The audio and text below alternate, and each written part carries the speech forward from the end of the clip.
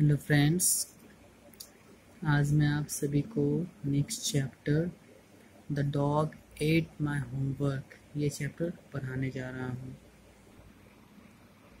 It was a Sunday and there was no school. Yes, रविवार का दिन था, संडे का दिन था और ऑब्वियसली संडे को तो स्कूल नहीं होते हैं, तो स्कूल भी नहीं था। संडे का दिन था तो स्कूल तो नहीं जाना था। Tony woke up in the morning. Tony सुबह उठता है।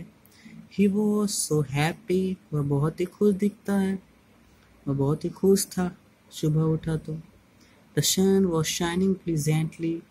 सूर्य जो थे, द सन थे, the sun was shining pleasantly.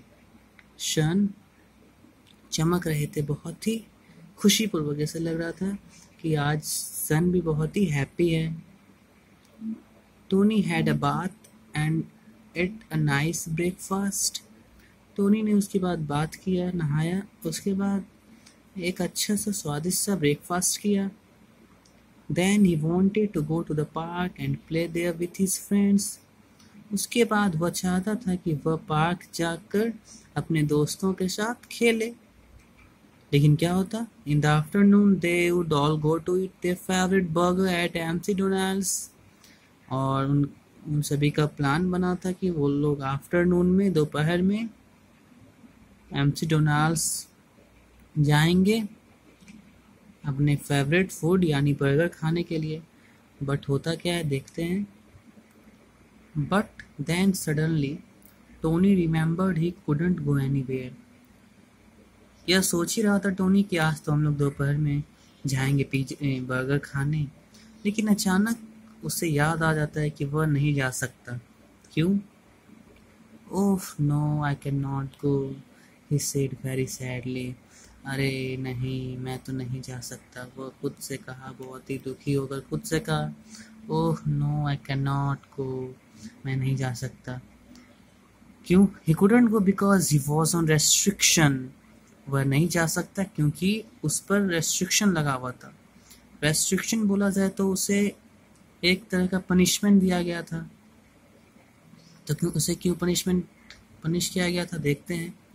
He had been telling lies at school, क्योंकि उसने स्कूल में कुछ झूठ कहा था, बहाना बनाया था। क्या बहाना बनाया था? His father had put him on restriction as a punishment. इसलिए उसके फादर ने उस पर रेस्ट्रिक्शन लगाया था कि तुम कहीं भी बाहर नहीं जाओगे। एज अ पनिशमेंट के रूप में उस पर रेस्ट्रिक्शन लगाया था, तुम आज कहीं भी बाहर नहीं जाओगे, घर में बैठ के तुम पढ़ाई करो। He couldn't go out to play with his friends. चूँकि वह नहीं जा सकता था बाहर अपने फ्रेंड्स के साथ खेलने। So he was very sad. इसलिए वह काफ़ी दुख था। He remembered what had happened on different days of the week. फिर वह याद करता है पुरानी बातों को, उन वीक के पिछले वीक में क्या क्या ऐसे दिन थे जिससे कारण या उससे क्या क्या गलती हो गई जिससे कारण उस पर रेस्ट्रिक्शन लगा हुआ था। तो फिर वो याद करता है। सबसे पहले ट्यूसडे को याद करता है, वो स्कूल की बातों को याद करता है। ट्यूसडे की बात है। Where is your homework, Tony? Ask the teacher. वह स्कूल जाता है, स्कूल में टीचर उससे पूछती है, टोनी तुम्हारा होमवर्क कहाँ है, मुझे दिखाओ। Ma'am, we have a pet dog. वह बहुत ही पोलाइट रूप से बोलता है, ma'am we have a pet dog. Ma'am, हमारे पास एक पालतू कुत्ता है। He is very naughty. वह बहुत ही शरारत है। He ate up all my homework, ma'am said Tony. उसने मेरे सारे होमवर्क को खा लिया। ये टोनी बताता है, टीचर को बताता है। फिर आते हैं वेंसडे की बात। वेंसडे को क्या कहता है टोनी? फिर उसे टीचर पूछती है, Where is your homework, Tony? Ask the teacher. Teacher पूछती है तुम्हारी होमवर्क कहाँ है? फिर वो बोलता है, ma'am I have a little brother. मेरा एक छोटा भाई है। Is very naughty. वह बहुत ही नॉटी है। He ripped up all my homework last night, said Tony. Rip का मतलब होता है किसी चीज़ को फाड़ देना, उसे फाड़ के बहुत ही डिफरेंट डायरेक्शन में फिर उसको फेंक देना, उसे मतलब फाड़ना। तो वह कहता है He ripped up all my homework last night, said Tony. मेरे छोटे भाई ने मेरे सारे होमवर्क को लास्ट नाइट फाड़ दिया। तो मैम आपको मैं होमवर्क कैसे चेक करवाऊँ, कैसे दिखाऊँ? तो ट्यूसडे वेडनेसडे दोनों दिन तो वो बहाना बना दिया।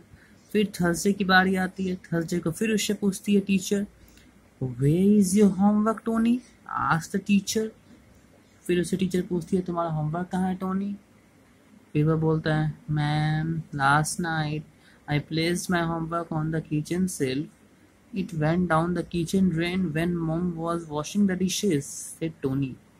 फिर वह आंसर करता है मैम लास्ट नाइट मैंने अपना होमवर्क किचन में रखा था, लेकिन वह किचन के ड्रेन में चला गया।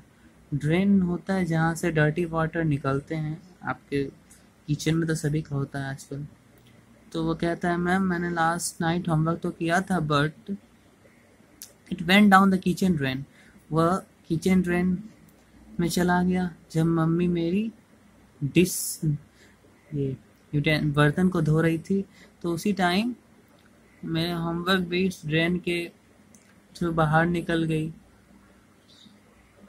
फिर फ्राइडे को फिर पूछती है where is your homework Tony, asked the teacher. फिर टोनी रिप्लाई करता है ma'am I was very sick last night, said Tony very sadly. फिर टोनी बहुत ही दुखी होकर कहता है मैम मेरी तबीयत लास्ट नाइट बहुत ही ख़राब थी, इसलिए मैं होमवर्क नहीं कर सका। The doctor said I needed rest, doctor ने मुझसे कहा था तुम्हें रेस्ट की ज़रूरत है, इसलिए मैम मैं होमवर्क नहीं कर सका। अब ट्यूसडे वेडनेसडे थर्सडे फ्राइडे चारों दिन तो वो बहाना बहा दिया। अब उसकी टीचर को सारी बात समझ में आ गई। Teacher knew Tony was telling lies. The teacher knew, teacher जानती थी टोनी झूठ बोल रहा था। She called Tony's mother on the phone. Teacher ने टोनी की मदर को बुलाया। Half an hour later Tony's mother was at school. आधे घंटे के बाद टोनी की मम्मी स्कूल पहुंची। ना टोनी वॉज इन ट्रबल। अब तो टोनी चिंतित में पड़ गया। अब तो मेरी मम्मी आ गई, अब टीचर मेरी शिकायत करेंगे, मुझे पनिश करेंगे। तो वो ट्रबल में पड़ गया। He had no answer, no explanation. ना तो उसके पास कोई आंसर था, ना तो कोई एक्सप्लेनेशन था। वह डर गया।